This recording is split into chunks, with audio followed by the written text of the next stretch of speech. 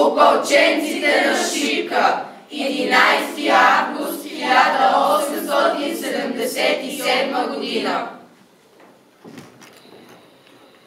Нека носим и още срама по челото, синила от бича, следи от теглото. Нека спомен люти от дни на позор да висне като облак в нашия кръгозор. Нека ни отрича историята века, нека е трагично името ни. Нека беласица стара и нови батак в миналото наше хвърлят своя мрак. Нека да ни сочат с присмехи обидни, щупените окови и дирите стидни.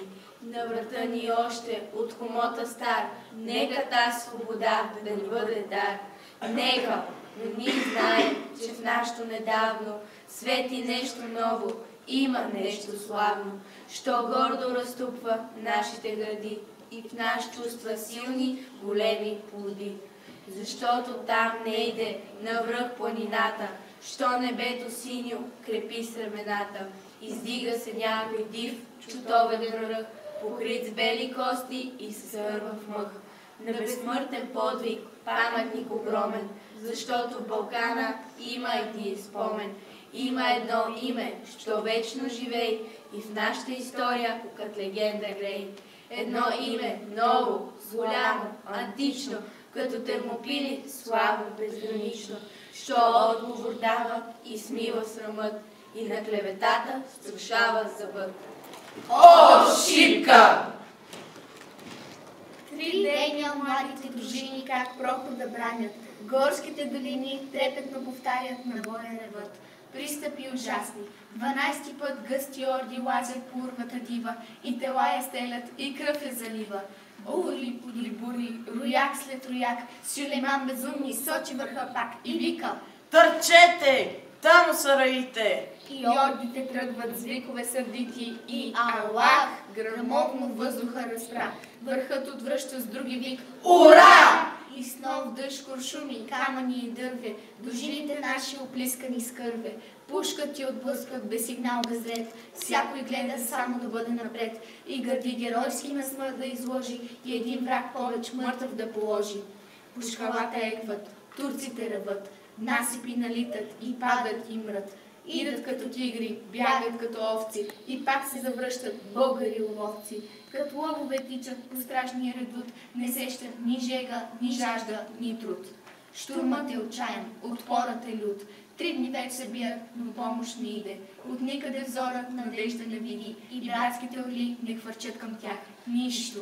Те ще паднат, но често, без страх. Кът чепа спартанци под гръбта на Ксеркса. Талазите идват, всички на Штрекса. Последният напън вече е настанал. Тогава Столетов, нашия генерал, ревна громовно: млади опълченци, венчайте България с лавро и венци. На вашата сила царя повери прохода, войната и себе дори. При те силни думи дружините горди очакват геройски душманските орди, бесни и шумещи. О, геройски час! Вълните намират канари тогас.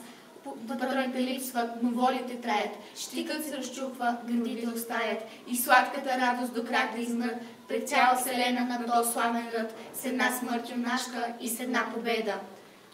България цяла сега нас гледа, то връх висок е, тя ще ни съзре. Ако би бегали, да мрем по-добре. Няма вече оръжие, има хекатомба, всяко дърво мече, всякой камък бомба, всяко нещо удар, всяка душа плам. Камъни и дървия изчезнаха там. Грабвайте телата! Някой си изкряска и труповете мъртви пръгнаха за часка, като демони черни на черни рояк, като разтрупали, като живи пак. И турците тръпнат, друг път не видели, ведно да се бият живи и умрели. И въздухът цепят с демонски вик, боят се обръща на смърт и на щит. И граждани наши, като скали твърди, желязото срещат с железни гърди, но вълни по-нови от орди гивашки, като разтрупалят орляха и юнашки. И още миг ще падне заветният хълм, изведнъж Радецки пристигна с гръм. И днес još Балкана буря захваща, спомня този ден бурен, шуми препраща, славата му дивна като някой ек, от урва на урва и от век на век.